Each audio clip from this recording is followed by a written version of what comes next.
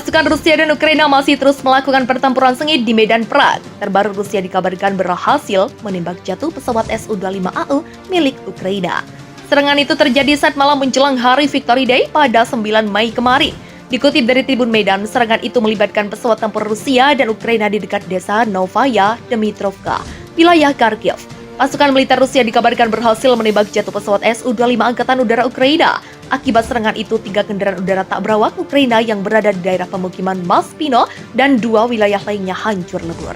Tak hanya itu, serangan sistem rudal Tochka-U Ukraina dan peluncur roket ganda Smart juga berhasil digagalkan oleh pasukan Rusia.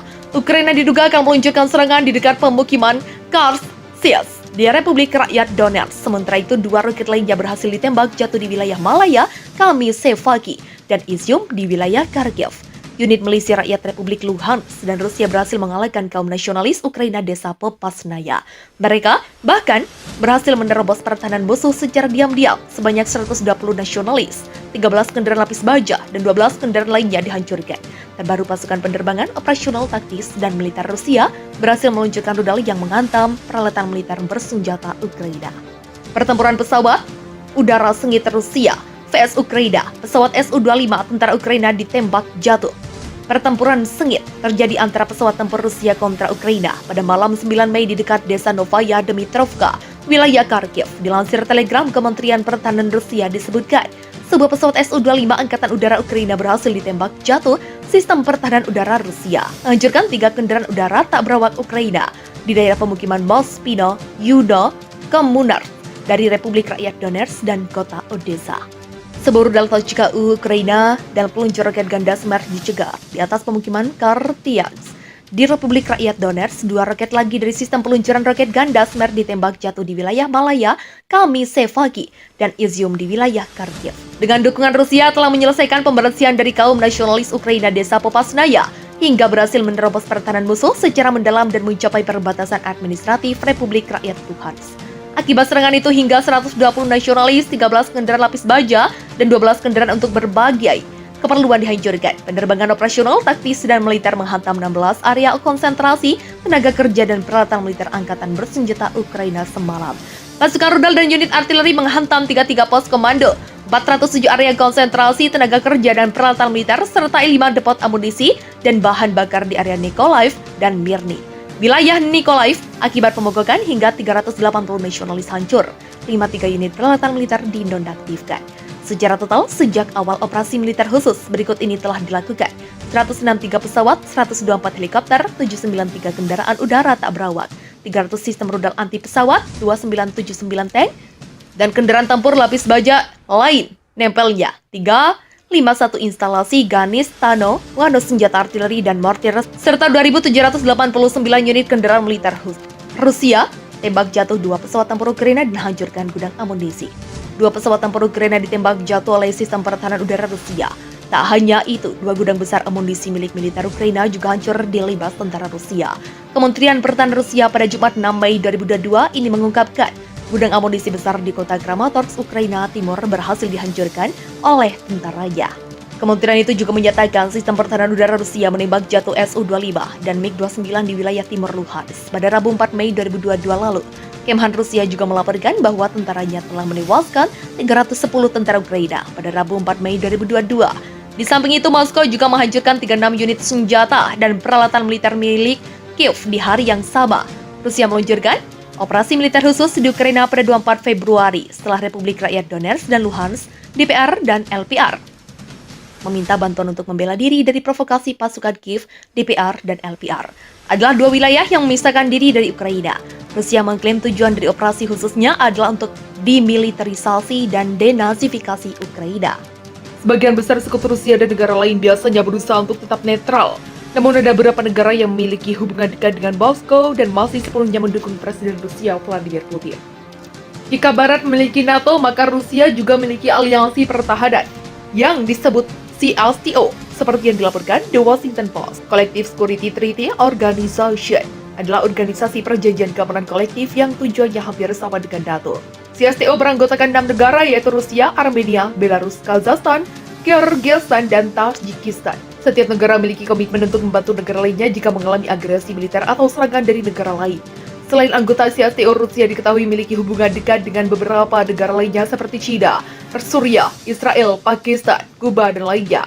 Perjanjian keamanan kolektif dimulai dan ditandatangani pada tahun 1992 sebagai tindakan lanjut dari persemakmuran negara-negara merdeka yang dibentuk setelah Uni Soviet bubar. China merupakan negara yang memiliki hubungan dekat dengan Rusia. Meski mereka dekat, tapi tindakan Rusia dalam serangan Ukraina tidak mendapat respons langsung dari China. China mengatakan tidak akan memberikan dukungan militer kepada Moskow, tapi telah meningkatkan perdagangan dengan peningkatan impor gandum dari Rusia. Namun Menteri Luar Negeri China menekankan kedaulatan masing-masing negara harus dihormati, sehingga meminta para pihak untuk kembali ke meja perundingan. China belum secara resmi memihak karena menikmati hubungan baik dengan Ukraina, peduli dengan bisnisnya dengan Eropa, dan telah menemukan sekutu dalam diri Putin. Mereka Rusia dan China saling membutuhkan, tapi bagi China invasi ini tidak sejalan dengan gagasan mereka tentang dunia yang stabil dan yang mencoba menciptakan lebih banyak perdagangan, melainkan bahwa ini akan menciptakan lebih banyak ketidakpastian, kata Inar Dagan, seorang analis politik yang berbasis di Beijing kepada Al Jazeera. Suriah. Menurut laporan Metro.co.uk, Suriah juga mendukung tindakan Putin terhadap invasi di Ukraina. Presiden Suriah Bashar al-Assad melakukan panggilan telepon dengan Putin. Al Jazeera melaporkan. Dia memuji serangan militer Rusia ke Ukraina. Presiden Bashar lalu mencela apa yang dia sebut histeria barat di sekitarnya. Ia mengatakan kepada Putin apa yang terjadi di Ukraina adalah koreksi sejarah dan pemulihan keseimbangan yang hilang di dunia setelah pecahnya Uni Soviet. Armenia adalah sebuah negara yang terkurung daratan dengan Turki di barat, Georgia di utara, dan Azerbaijan timur. Armenia memiliki sejarah yang lebih panjang daripada kebanyakan negara Eropa. Dikutip dari BBC.com setelah kemerdekaan dari Uni Soviet. Pada 1991, Armenia dengan cepat terlibat dalam konflik berdarah dengan Azerbaijan atas wilayah Nagorno-Karabakh yang sebagian besar penduduknya adalah orang Armenia. Bagian dari Armenia yang terletak di dalam bekas kekaisaran Rusia mendeklarasikan kemerdekaan pada 28 Mei 1918. Tetapi pada tahun 1920, diserbu oleh pasukan dari Turki dan Rusia Soviet. Belarus adalah negara di Eropa Timur sekaligus negara tetangga Rusia. Sebelum kemerdekaan pada tahun 1991, Belarus sebelumnya dikenal sebagai Belarusia atau Rusia Putih. Dikutip dari Britannica, Belarus adalah yang terkecil dari 3 republik Slavia yang termasuk dalam Uni Soviet. 2 yang lebih besar adalah Rusia dan Ukraina. Dengar, negara ini terkurung daratan yang berbatasan dengan Lithuania dan Latvia di barat laut, dengan Rusia di utara dan timur, dengan Ukraina di selatan, dan dengan Polandia di barat. Luas Belarus kira-kira sepertiga ukuran tetangga selatannya, Ukraina. Warisan masa lalu Soviet Belarusia juga terus memanifestasikan negara ini, baik dalam keunggulan terus-menerus partai politik komunis maupun dalam gaya pemerintahan otoriter negara itu. Sekitar 1/5 dari penduduk Belarus tinggal di ibu kota yang terletak di pusat Minsk, sebuah kota modern yang luas yang hampir seluruhnya dibangun kembali setelah hampir hancur dalam Perang Dunia II. Kazakhstan juga dieja Kazakhstan. Secara resmi adalah Republik Kazakhstan di Asia Tengah. Negara ini berbatasan di barat laut dan utara oleh Rusia, di timur oleh China, dan di selatan oleh Kyrgyzstan, Uzbekistan, Laut Aral, dan Turkmenistan. Kazakhstan adalah negara terbesar di Asia Tengah dan terbesar ke-9 di dunia, dikutip dari Britannica. Sementara Kazakhstan tidak dianggap oleh pihak berwenang di bekas Uni Soviet sebagai bagian dari Asia Tenggara. Meskipun demikian, Kazakhstan memiliki karakteristik geografis, fisik, dan budaya yang mirip dengan negara-negara Asia Tengah lainnya. Ibu kotanya adalah Nur Sultan, sebelumnya Astana, Akmola, dan Selinograd di bagian tengah utara negara itu. Kazakhstan sebelumnya Republik Konstituen Serikat dari Uni Soviet mendeklarasikan kemerdekaan pada 16 Desember 1991. Negara ini memiliki sumber daya mineral dan tanah yang subur. Kyrgyzstan juga termasuk negara Asia Tengah seperti Kazakhstan.